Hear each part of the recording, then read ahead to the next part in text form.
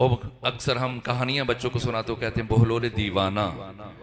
हजरत बहलोल रिजवानुल्लाह ताला अलैह वो तीन मासूमीन के शागिर्द खास हैं, बिलखुसूस इमाम मूसा काजिम के, और फकीह हैं और साहिब असरार हैं और इमाम के मोतमद हैं।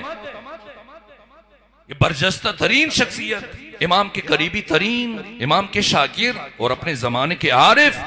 एक मर्तबा एक मकाम पर बैठे थे और शेख जुनैद बगदादी वहां से गुजर रहा था और उसके पीछे उसके 20 शागिर्द जा रहे थे। तो इन्होंने खड़े होकर निदा दी, बहलोल ने कहा, जुनैद कहाँ जा रहे हो?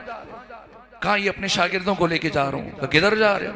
कहा, मैं इन्हें आदाब जिंदगी तालीम दूंगा, बंदगी के और जिंदगी के रुमूस और आदाब सिखाऊंगा। तो बहलोल ने शेख जुनैद बगदादी से पूछा, खुद को भी कुछ आता है या इन्हें सिखाओगे? कि ये कैसे मुमकिन है कि मुझे ना पता हो, इनको सिखाऊं? तो कहा, आओ मुझे भी तो कुछ पता चले, मुझे भी तो बताओ आदाब जिंदगी। क्या बताऊं आपको आदाब जिंदगी में से? कि मुझे तुम सिर्फ खाना खाने के आदाब बता दो बस। तो शागिर्दों को अब गुस्सा आ रहा है कि हमारे इतने बड़े मुर्शिद और मुअल्लिम और उस्ताद को इस तरह से शर्मिंदा कर रहे हैं। लेकिन उन्होंने ताकीद की कि मैं बात करूंगा बहलोल से, तुम खामोश। क्या बताऊं? कहा, मुझे तुम खाना खाने के आदाब बता दो।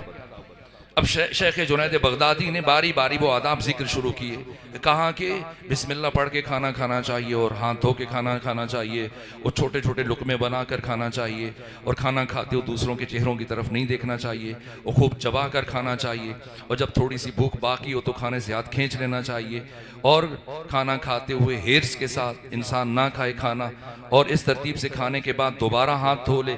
खाने से पहले जब हाथ धोए तो खुश्क ना करे और खाने के बाद जब हाथ धोए तो हाथों को खुश्क कर लेना चाहिए और खाना खाने के बाद अल्लाह का शुक्र अदा करना चाहिए। सारे बयान किए।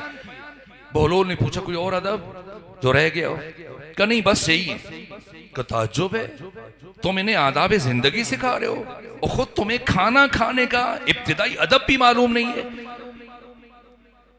का मगर बहलोल वो कौन सा अदब है जिसे मैंने नजरअंदाज कर दिया? का शेख जुनैद, ये जितनी बातें तू मुझे सुना रहा है ये ज़ैली बातें हैं, ज़िमनी बातें, फरी बातें। हाथ धो के खाओ, बगैर हाथ धोए खाओ, बिस्मिल्लाह पढ़ो, बिस्मिल्लाह ना पढ़ो।